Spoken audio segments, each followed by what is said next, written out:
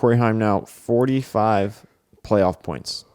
I mean, nearly a whole race above the field. That's because he's better than the rest of the field. Is he a lock for the Final Four? Not under this format. That's what's absolutely crazy. Not under this format, even with that many playoff points? I mean, I guess technically no, he's not a lock, but... What are the races for trucks leading into the Final Four? Roval, Talladega, Martinsville. Have you seen the truck?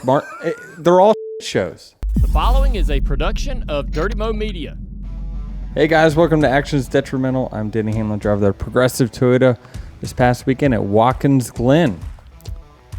Were you there? Was I there? Yeah. I was there. Yes, I was there. I completed all 90 laps. How did the new strategy... Not as quick as others. How did the new strategy go? It's a work in progress. Work in progress. By strategy, you mean the racing style or whatever they reported? Is that what you mean? Denny's new approach to road courses. Mm-hmm. Whatever that was. It's to spend as least amount of time on them as possible. That's not true. No, just trying some different technique stuff. This is going to take a long while. But just, I got nothing to lose. So just working on a different techniques and see how it goes. So why would you try it in the middle of the season, though? Why does this race matter? Well, because you could have got more points and move up in the regular stand. And you get William Byron's got this regular season championship locked up. Second place? It's a point. It's a playoff point. I don't think now or never. Gotcha. That's all I can tell you. I don't know. This is just one of those races that is it's on our schedule, and we're likely not going to contend for a win. So it's trying to get the best finish you can, try to qualify as good as you can. I definitely hurt our track position in qualifying. I thought I had a very good lap going, and then messed up the end of the bus stop. So qualified P22, got swallowed up on the initial start. Had a few bobbles there, went to 30th rather quickly. And then that's where we hung out until towards the end of the run, started going forward. And then at the end of the race, same thing. We started marching a little bit more forward. Needed more laps to see it all the way through. But really, the positioning started changing really for the field with about 10 laps to go. There was not much passing until that point. But it's finally when the tires started to wear out. So, this is one of the very few tracks that, Goodyear's got a great combination for this track. We can have between 2 and 3 seconds of fall off, depending on how far you choose to run. And that's where all the passing happens at the very, very end of the run as people start wearing them out. And that's why you saw Chase Elliott, Ty Gibbs, amongst other people that just drop like a rock at the end. So this new driving style that you're trying out, was this your idea? Was it a team thing? How did this happen? Just trying to figure out the tire, figure out what it needs, and all those things. So nothing in particular. No one told me to do anything. I do it on my own. Gotcha.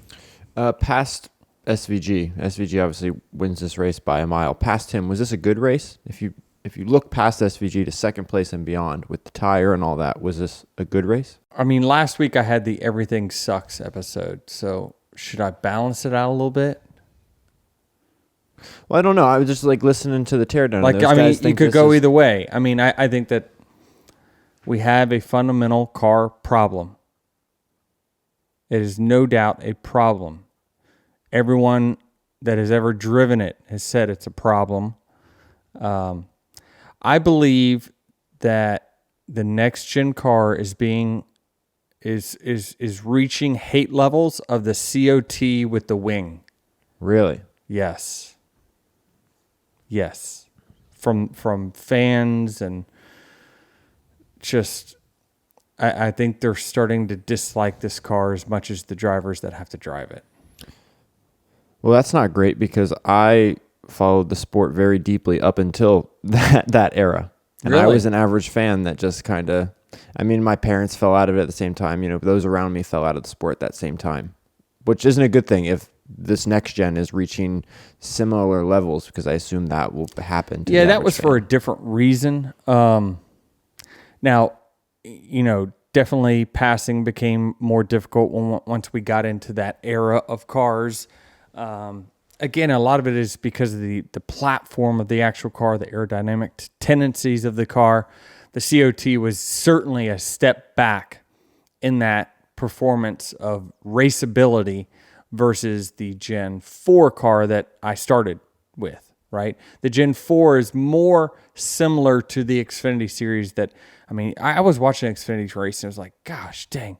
You saw these leaders all in a clump and nobody could get away because all it took was the second place guy to get close to the leader and it would get them all out of shape and then they couldn't go anywhere. And so we've just steadily progressed our way back and back and back and back and taken horsepower away more and more and more. And right. And so these are decisions that get made from beyond our offices. It's, you know, these are 10th story, 10th floor decisions. And let's just say us drivers are on the 3rd floor. And it's just, I hate to say, no business is immune to bad decisions. And I think that the NASCAR business has made some horrible decisions over the last, given amount of time. Let's leave that as unspecified. And eventually it catches up. You can't just say, this is the direction I want to go. Well, why? Well, it's just the direction I want to go. And not eventually have to pay for that. Like, you're going to have to pay for your bad decisions at some point. And this could be said for lots of things that has happened in those offices. And we'll just see how it goes.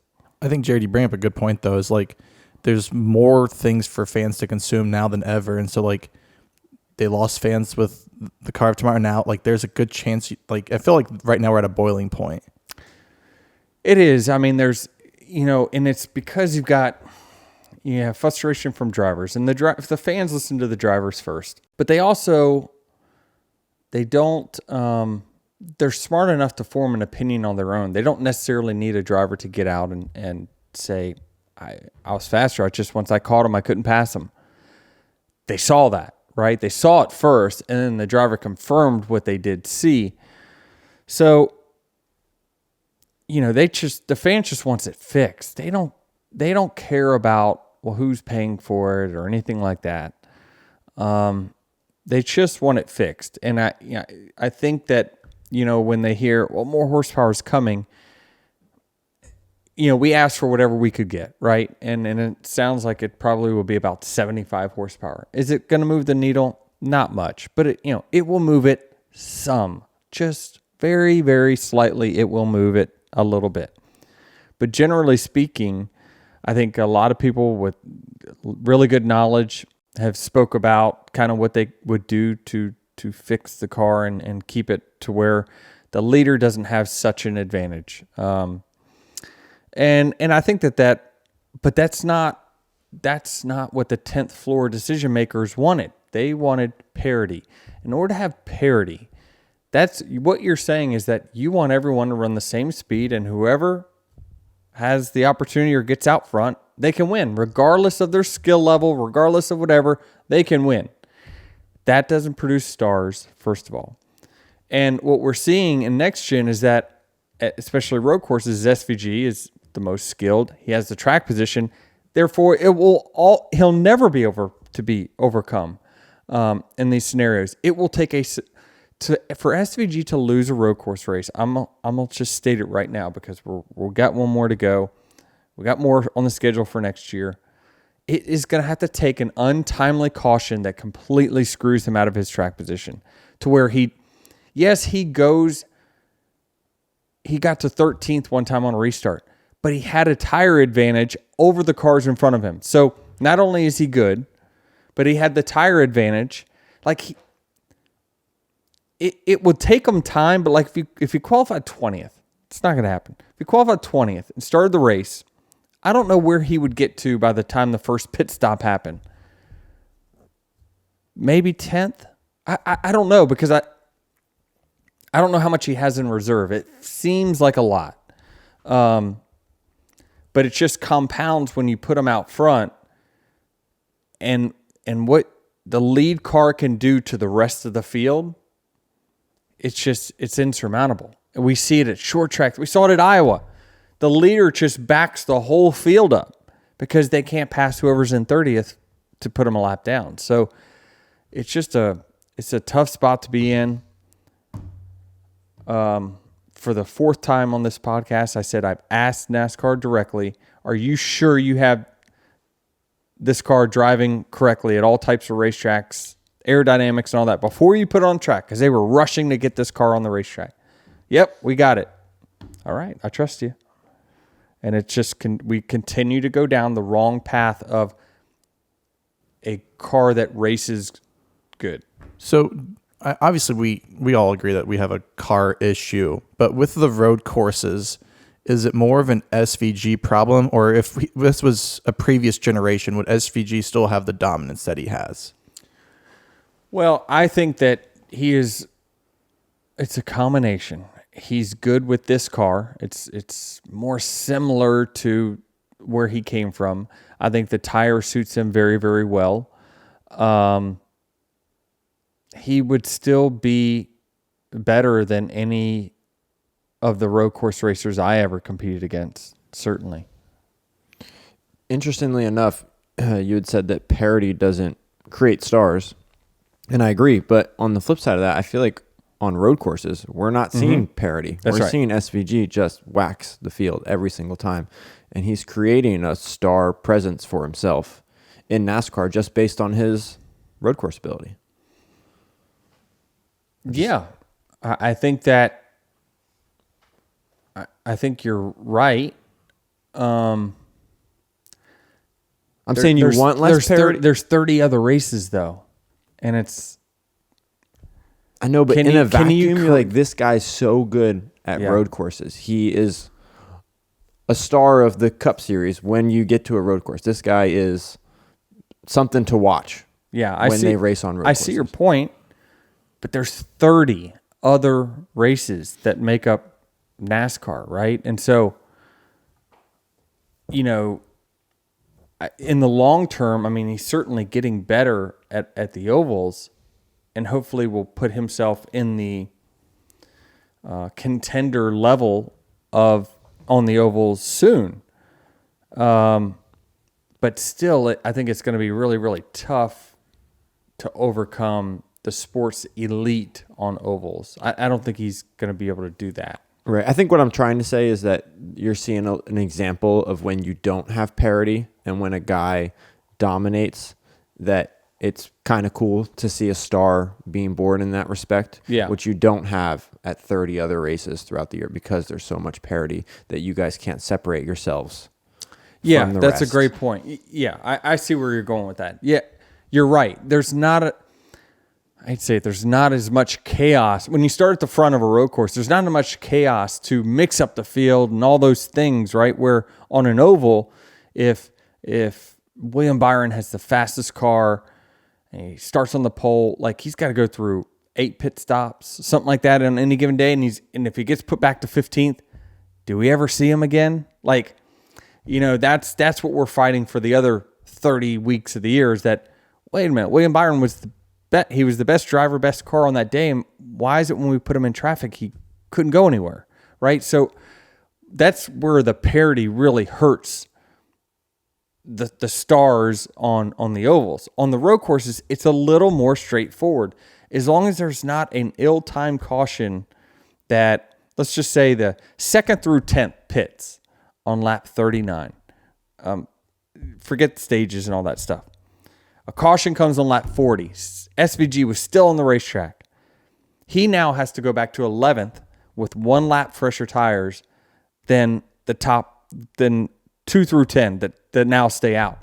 That's when it's like, oh, does he have enough time to get back there? Like that would be very, very difficult because he can't set his own pace and things like that. And so it's what I want to see. There's no doubt the guy can go through traffic. Zero doubt in my mind. Is he the best road course racer I've ever seen? Absolutely. I competed against the Tony Stewarts, the Jeff Gordons, all those guys. He's better than all of them. But the only thing you're going to have to mix this up to keep him from winning every single road course race is it's going to have to take something wacky.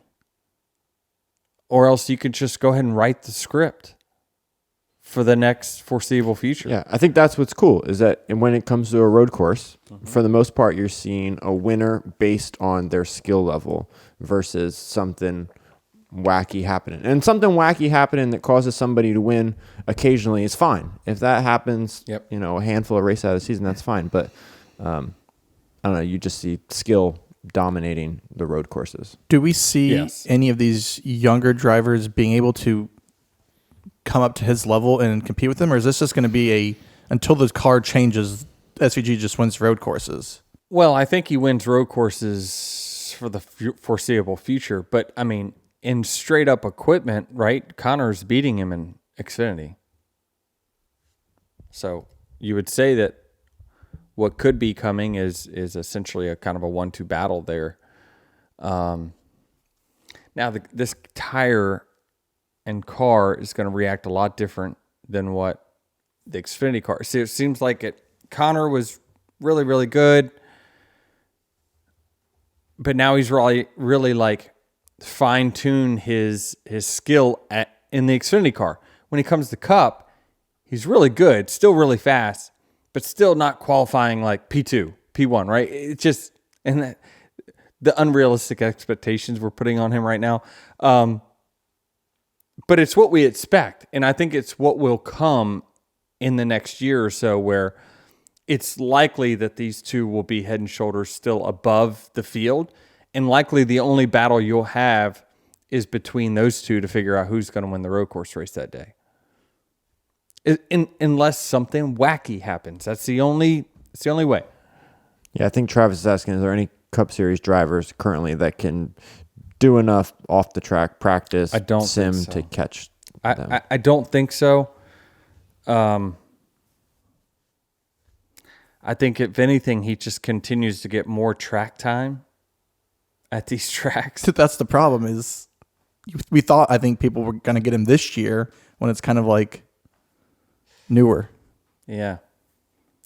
The gap is stabilized, right? He's the Yukon basketball right now, and he's making road courses not fun. Yeah, I mean, I think there's a certain element where the fans will get a little fatigued with it. But like Jared's saying, like, we do have to appreciate, the greatness that we're seeing on this type of racetrack, right? It's something to be admired and certainly exposes the rest of the field to show that, like, there's more left there. You know what I mean? Like, there's... Yeah. I don't know. I thought it was kind of cool that late in this race, I saw on Twitter, Rudy Fugel was upset, or he was just saying how it's very clear SVG is just backing up to Byron to make William think that he has a chance of getting him, and he's just making him wear his stuff out. Yeah, and he's you heard mind games. And you heard William at the end of the race saying, like, he was in a drifter car those last few laps, because if you sit right behind someone, you got no chance. It just heats your stuff up so much. And so, yeah, SVG was just running just fast enough. Like, I don't know how to explain this. So if they were the only two cars on the track, and this is, I guess, the problem that we're talking about, this machine right here, this car, SVG can run at about 70% if William Byron is running 100 right on his bumper, and he will not pass him. Let's just, hold on. Even on these road courses? Okay, let's take S3G out. William Byron AI can run at 70% and keep William Byron, the driver, running 100% behind him. Even at these road courses? Mm-hmm. Isn't there more variability in the way you guys are attacking the corners every lap? Or no? There is, but the speed differential that you must have to pass is just so high. You got to have major speed differential. I feel like at these road courses, there's a higher chance for that. No? Are you running like perfect laps for the most part every time? No, but you don't, as the leader, you don't have to run perfect laps. The second place guy to stay right on your bumper has to run close to perfect, like really execute really well, but it's just the amount of air less that he's getting versus So the wake at a road course is just as oh gosh, yes. just as important as it Absolutely. Your braking points when no one's in front of you versus braking points when someone is in front of you, or vice versa. It just cornering capability, braking capability, all those things. Just it is massive, and it's just some of it is just physics. Some things you will never be able to fix. The one thing we can fix though is the ability for the second place guy when he gets close to manipulate and take air off that front car. That's the only way we're going to start to see more and more passing and overtaking. Before we started this show, we got a long text here from Bozy. Did you read this? I did. Is there any validity to this and what he summarized here about the braking style of SVG versus maybe the braking style of Chase Elliott a few years ago, and why one doesn't work anymore with these tires and one does? Yeah, I definitely think there's validity to it. Is it worth it to go deeper on it? It's a rabbit hole that I'm afraid we would just take our listener's head and make it explode. So I just think, no, probably not, but he certainly has, he's on the right track. Absolutely. There's a point down here where he mentions how much better Bubba has performed on road courses, which is interesting because he was not good years ago. And right. Those two 2311 cars came home with top 10 finishes yesterday. All right. Well, SVG gets his fourth road course win in a row. He's now tied series leading with myself with 4 wins. 22 playoff points. 22 playoff points. He's making his path to the final 8 pretty. I mean, a lot easier than what we thought. What do you think? Obviously, it's hard to know, not knowing what other drivers going to do. But if there isn't a upset winner in the first 3 races, so like, what do you think his average finish would have to be for him to advance? Obviously, I know it's In the first round? yeah. Just not crash. Right where he's at, 21-ish. Well, there's no road courses. So what's brought his average finish down is the road courses. Correct. He's 25th in points. So I don't know what his average finish is outside of road courses. My guess is probably 25. I don't know. I'm just throwing that out. That might not be that bad. I think he just needs to do what he's been doing. He's been progressing and getting better on the ovals and not running. At the beginning of the year, he was definitely, a last place contender on the ovals, but he's not that now. I think he's certainly putting himself in the low 20s to teens sometimes. I don't know. Finish in the low 20s. First round, I think he's fine. Watch out then, because Roval's next. Yeah. That's tough, though. I think I've said this multiple times, but if there's one road course that he might not win, I feel like it could be the Roval. Same song, different verse. We're just go to the next one. Jared, I'll bet you. You know what? There's no way he has an advantage when we go to San Diego. No way. Yeah, right. Until you can't bet against him on a road course, street course until he loses.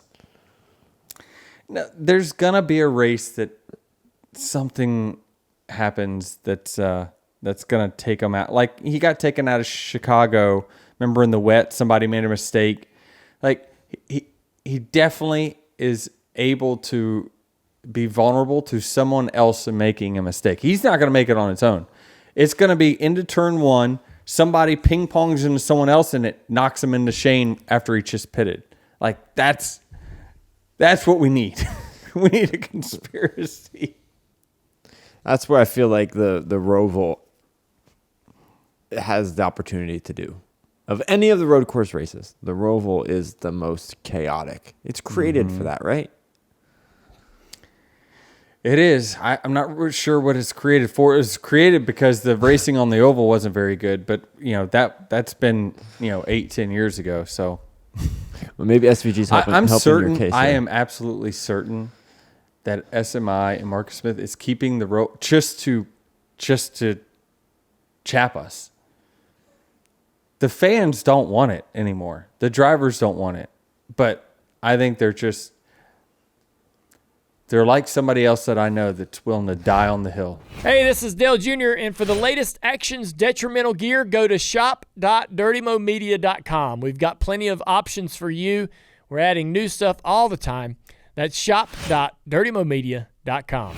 How far do you think SVG goes in the playoffs? If you had to make a prediction right now, do you think he makes the round of 8? It's 50-50, Jared. It's so 50-50. 50-50 is not an answer. I know it's not. I say he goes to the round of 8. Just because, I don't know. Talladega's not in that one anymore. Talladega's now in the round of 8.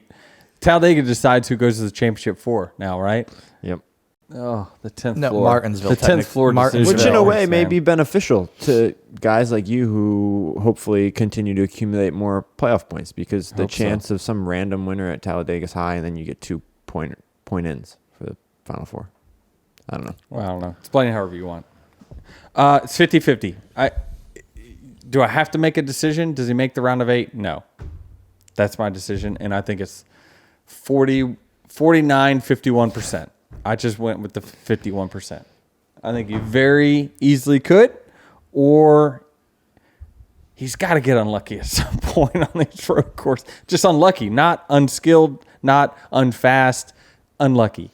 You had some contact during this race with maybe a little Ross Chastain, some Kyle Busch, some Bubba Wallace.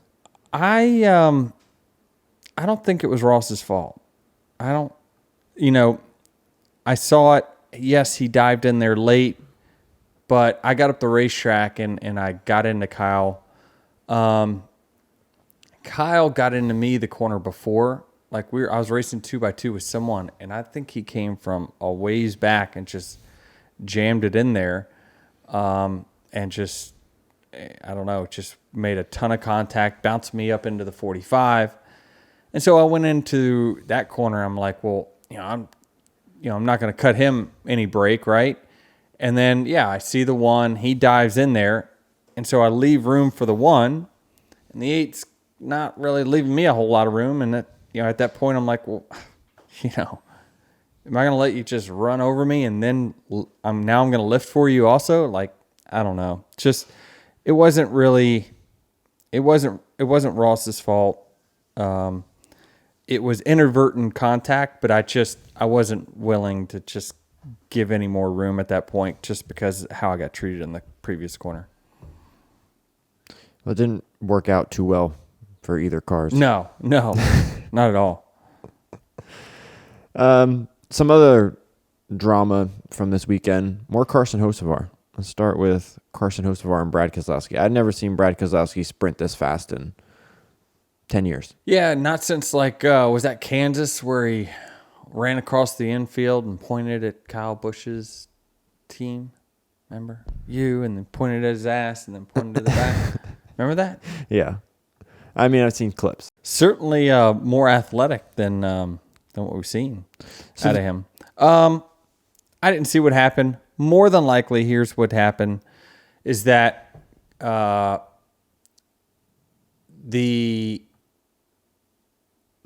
so who's on their lap first? Keselowski pulls out on pit road, or pulls onto the racetrack, and Carson is on his flying lap. So Keselowski wants to go slow for the first few corners to let his stuff warm up before he gets to the alternate start-finish line on the backstretch. Well, as the 77's coming up on him, he must have caught Brad at a probably not a great time, where it just, maybe it made him slow down, maybe it did not, but it just, Carson probably took exception to that. Brad probably was trying to get out of his way.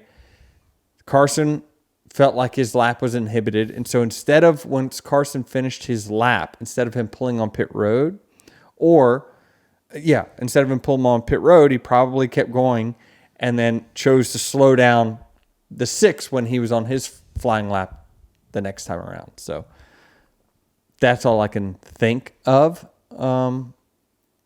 because they both said that, one screwed the other's lap up in qualifying. When it comes to qualifying on these road courses, how important is it that you play nice with the guys around you? I mean, there's cars doing cool down laps on the track. There's cars doing their qualifying laps, and you got to maneuver around everyone in this short time window. Yeah, it's easier now than it used to be. It used to be we were all on the racetrack. Now it's half the field, so you certainly think that there should be no opportunities. Now, what could be happening is if someone's making a second run, everyone's doing it at different times, and sometimes you're up against the clock.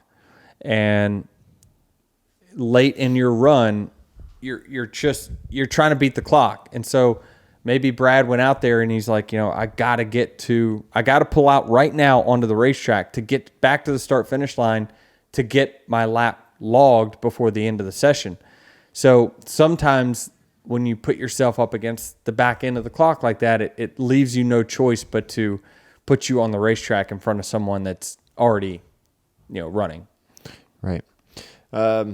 Some more Carson Hocevar. It seems like the Zane Smith Carson Hocevar drama from last week of Zane potentially attempting to wreck Carson Hocevar and then missing, boiled over into this race where Carson Hocevar gave up a spot late in the race, but then approached Zane's window on pit road after the race and said, "Hey, I know that doesn't make up for it, but you can expect that in the next couple weeks."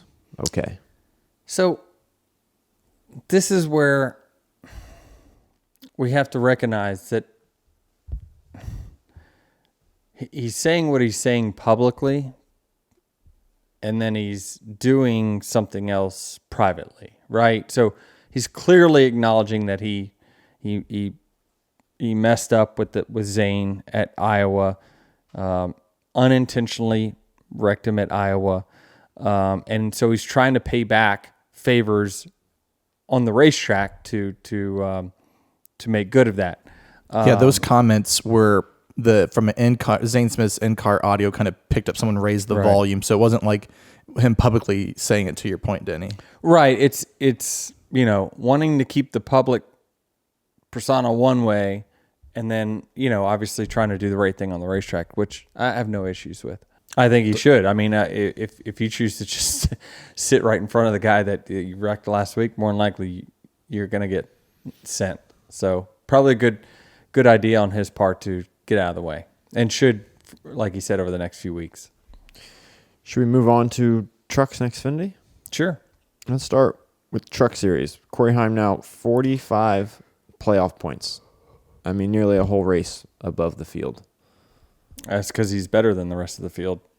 Is he a lock for the Final Four? Not under this format. That's what's absolutely crazy. Not under this format, even with that many playoff points? I mean, I guess technically no, he's not a lock, but... What are the races for trucks leading into the Final Four? Do they race Talladega or not? I assume they would be racing Okay. Talladega. You can score 1 point there. Roval, Talladega, Martinsville. Oh, gosh. Have you seen the truck? They're all shows. Yes, I'm telling you, he could miss the Final Four. Luckily, he's got the Roval. That's how silly this format is. He's like 178 points up on the regular season. I hear you. It's not likely. No. I'm less in favor of my opinion now, hearing that those last 3 races are Talladega, the Roval, and Martinsville. Those are all 3 show races. Guys will be wrecked at the end of Martinsville. Yep. Talladega will be what it is. It ain't about the most deserving. It's about the most entertaining. Well, 10th floor decisions. This is the format we got for the foreseeable future. Yep. Xfinity. Connor Zilisch wins, but unfortunately has a scary fall in victory lane post-race, slips off his car. Moly. Everyone's seen it at this point. So I'm on the Watkins Glen State Park Trail, right? And in there, the service is not, it's spotty at best, right? So every time you kind of get an opening, you get a ding, ding, ding, and then you keep walking, and then you got nothing. And they're like, "Oh my gosh, did you see Connor?" And I'm like, "No." And the video, it's on my phone, but I can't open it, right? Yeah. And so when I stopped at a place and I watched it, and I was like, "Oh my God," like I'm genuinely concerned. First thing I thought, and I told Jordan this, I says, "Oh man, that's a collarbone breaker right there. Like you fall just right there." And sure enough, he broke that, but I thought he snapped his leg. I thought he had a concussion. His neck, like it was just violent. I'd still be in the hospital. I mean, to be young again, holy crap. There's no way. I don't think I'm ever going to stand on top of my car again. That's what I thought. Did you see SVG? Celebrating is over.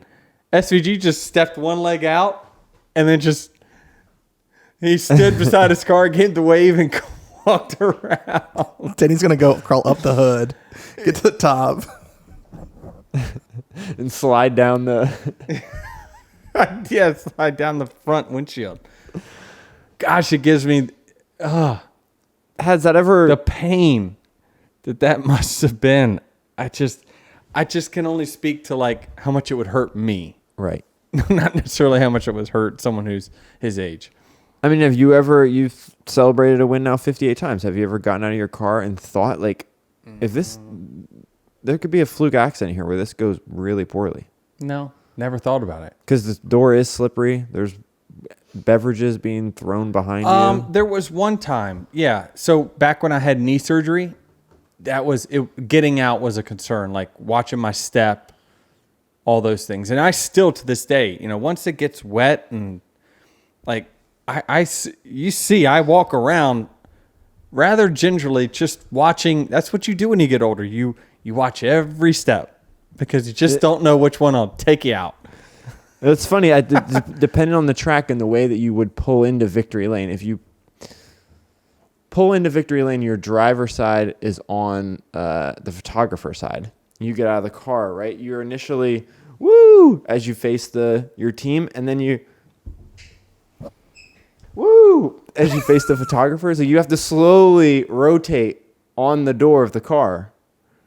See, now you're making me paranoid. You're making me paranoid. But this is what you guys do every week, is what I'm saying. Like, it's kind of a little dangerous I don't know. It doesn't, you don't think about it until it happens, but. I know, but I'm going to think about it from now on. Maybe I should just, when I pop out, just sit my butt right on the top. Right there where my name, you know what I mean? Just sit there and wave. That'd be a good one.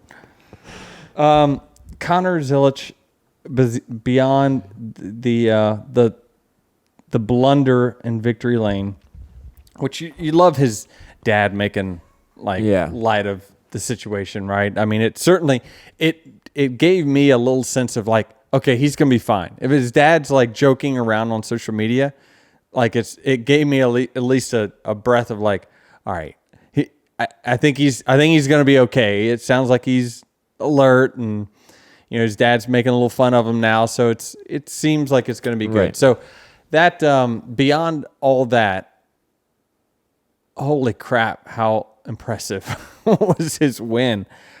I know you guys, and I'm talking to you too. You've never driven a race car, but just as a race fan watching the Xfinity series and watching what he's doing in the field, I know he's not racing against. Look what SVG's doing to what we deem some of the better stock car drivers, around.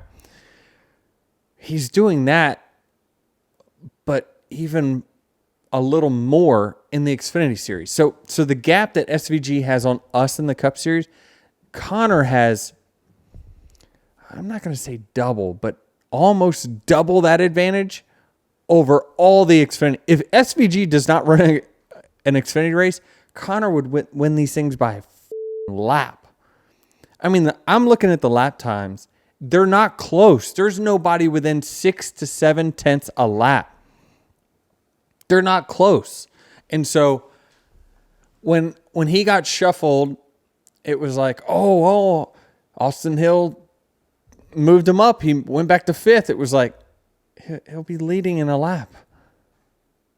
Like, first of all, they under the great platform that the Xfinity cars are, like, he can manipulate everybody that's in front of him, so he can just arrow, get him out of the way.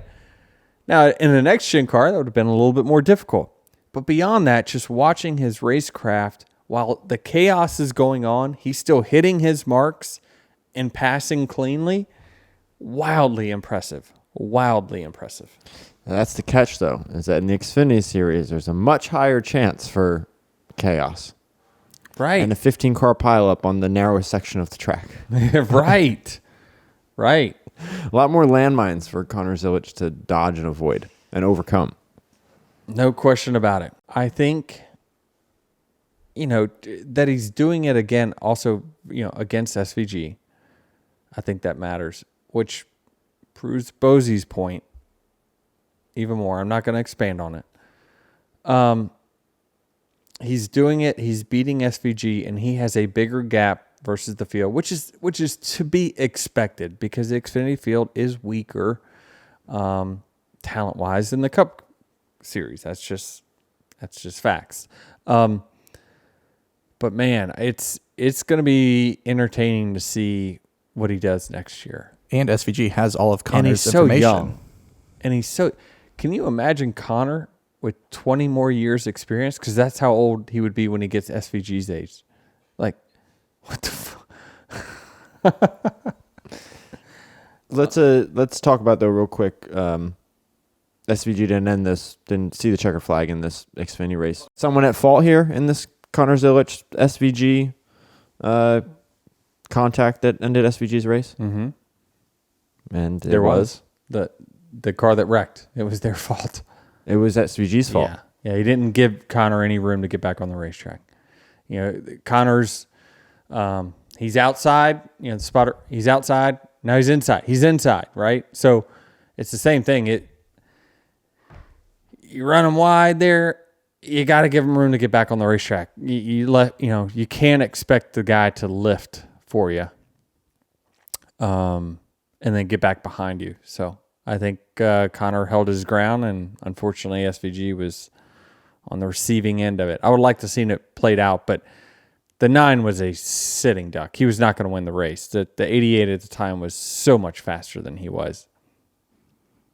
How do you think this injury impacts Connor's season? I don't know. They don't race this week, so he gets that off. Oh, they're off this week. They're off this week, so it does have that. But have injuries that you raced with a bad shoulder, but not a broken clavicle last year. Like, can he race?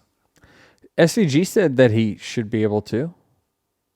He says once that they put that plate in there or whatever it is, he says it feels normal at that point. So interesting. I don't know.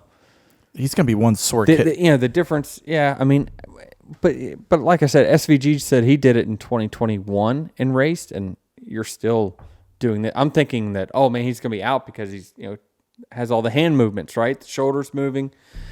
But I've never had a broken collarbone, so I don't know what the recovery process is, but it sounds like it's not too bad. And let's not remember, he got hurt early in the year, missed a race for an injury, so his body's taking a beating this year. Yeah, welcome to NASCAR. Yeah, I can't believe that, what SVG said about this. For the average Joe, that's me. That's you. Those are not watching on YouTube. He pointed at me. Yep, that's me. I'm the average Joe. Move on. You're in a sling for a couple months. I just can't imagine how you'd be able to compete competitively. But to one of our friends' points, you are going to be turning left for the majority of the rest of the season. Yeah, and this was in his right shoulder. He fell on which one? This is right shoulder. Right shoulder. Yeah, so it would be easier for someone like me. So there is 2 different styles usually of drivers, right? Is you have someone who is a pusher of the wheel. So you take your right hand, and as you turn left, you're pushing the wheel to the left. Or you have a left hand down pull person. I'm more of a left hand down pull person. So as I'm going left, the weight on my hands is not equal. Most of the work is being done by the left arm. And a lot of that happened actually through injuries and things that I've had in my life. It's just that's just where I've morphed my style to, because, I had to compensate so much when I had my shoulder issues. And then even, with my hand, I injured my hand back in like 06, 07. Like, I couldn't hardly put it on the wheel. So at that time I was using the left as well. So, it's just over time I've become a left hand dominant person, when driving. And so my right hand is just along for the ride, essentially. So if Connor is that, and he's going to need to learn this other style, he probably just gets better from this. Great. Probably. Yeah. Usually it seems like when he has injuries, he comes back definitely better. And he'll be on DBC today, so we'll hear more from him. Is he? Yep. Is he still? He's still showing up. Oh, okay. I would have taken the day off. Me too. Yeah. Anything else you want to touch on from this weekend? Austin Hill. He definitely steers with the right. I think he covered it well. He could have lifted. He probably should have lifted, but he didn't. He's just not going to get the benefit of the doubt from the general public. But I'm like, okay, let me just think about this in an unbiased, and I feel like I'm unbiased on Austin Hill. Yeah, you were the only one defending him last time. But even here, it's like, he was there, he was outside, but here's what he didn't take into account is that is a part of the racetrack where the spotters have no idea where you're at. So thinking that Michael McDowell is going to know that you're there at that portion of the track, there's no chance. No chance of that. Let's pretend that this section of the track, McDowell knows that he's out there. Is McDowell then supposed to adjust his line? He's and supposed to come go back to the on? right. He's supposed to go to the right quicker. So they both swung out, but Austin got the run on the outside. There's a wall here. What the 11 should have done is hedged more towards getting, got to get back on the track sooner than later. It's not, truthfully, it's not that much different than the 9 and the 88 wreck, where there was nowhere else to go. I know it looked vastly different. This take, I could be making its rounds on social, but I just didn't. It obviously was not on purpose. It just was an ill-timed attempt to pass. Yeah, ill-timed attempt to pass. There you go. And it wrecked a lot of cars, but I can assure you, in the car, you're not thinking about. Austin Hill's not thinking about can the spotter see at this point? No, he's just trying to do everything he can to make the pass. And the 11's, not as strong as him at that moment. He's holding him up. Listen, neither one of them were going to catch the 88. So do you have to make that move at that moment of the race? Probably not. You're going to pass them in a few corners or a few laps anyway. So just not the best decision, but not as egregious as the wreck appeared to be. Do you think when you're coming off of what happened a few weeks ago that you should probably just be a little more in tune with what's going on, what your actions could lead to? Probably. I mean, yeah, you probably should, but you don't want to compromise performance because you're worried about what other people think either. So it's tough razor's edge there. Okay, now I'll ask again. Anything else on this Watkins Glen weekend? Not really. Take me back to the roundy rounds. It worked out well last time. It did. Your return to the scene of the crime. I know. That one hurt. Physically, emotionally. Gosh, all the ones that slipped away in the last 100 feet. Yeah, it was... that was the race. Austin Dillon, RCR showed up and was going to win the race at Richmond, and then knocked the 22 out and took us out right before the line there. I don't know. We got to get a little better there. I know I've been up front all the races at Richmond, but we gotta get a little better. Got to work on it. Felt like we definitely got beat straight up last year. 3 past us, legit was a little better. So we'll see how it all goes, but I'm looking forward to it. I think that certainly going back to that track, lots of tire wear, back to some flat short tracks, was good for me. Considering how good Austin Dillon was here at Richmond, do you think there's a chance that we could see a surprise winner, someone from below the cut line win this race? That's not a Hendrick or a Gibbs. A Kyle Busch, maybe, if he takes the setup that Austin Dillon got last year and puts it in his car. Because he tried something different. Yes, he did. You want to update, recap our fans on the Hoop Group opening night last Thursday? No. I don't think there's anything to talk about. We lost our star player in the second half. He popped his ankle. By the way, I'm getting a group text from our team. I think we got another injury. I think we got 3 guys out. Yeah, not good. 3 guys are out? Cush says he's got a neck problem. Well, that's not really a needle mover for our team. Sorry, Kush.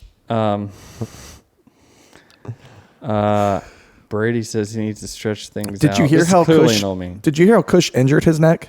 No. He said flying home. He slept wrong, he said. Oh, come on. Come on. Stop it. Really? Yes.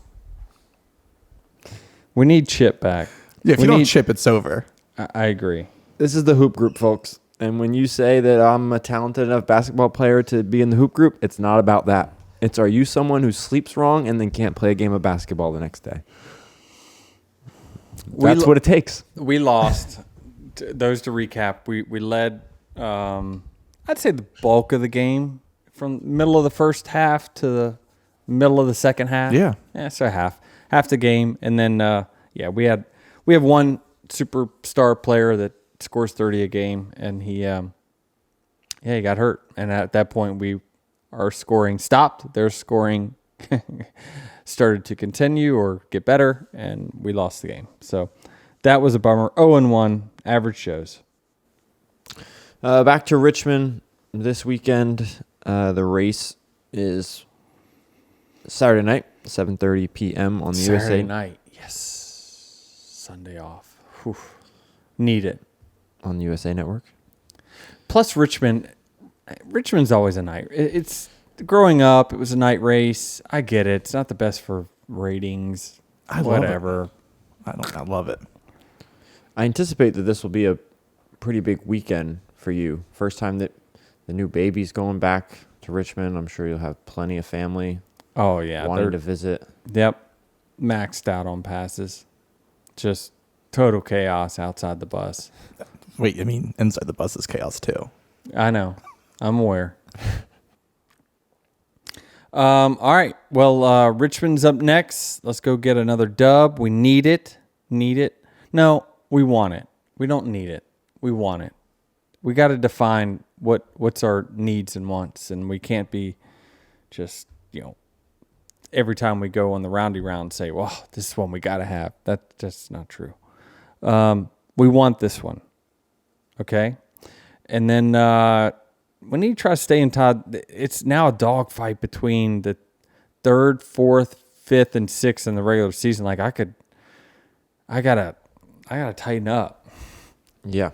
You know what I mean? Like we let the Bells and the Reddicks and those guys back in the regular season game. Obviously William Byron's, looking really good right now on that, but now we're all fighting for the who's going to get 9 points, 8 points, 7, 6, 5, on and on and on. And that's so it that's matters. noteworthy. Yeah, it matters. There's a 5 point, potentially a 5 point swing here in Right. playoff points. Some would say because of that, you need this win. We want this win. We want. Needs means that you need it in order to survive. Wants the win, needs stage points. And a review here from Chris F8839. I appreciate the honesty of everyone on this podcast. You can tell there's no secret agenda, just a desire for better racing. It's also a huge plus how informative this podcast is. Well, appreciate that. Thanks for your review, and we'll see you guys after Richmond.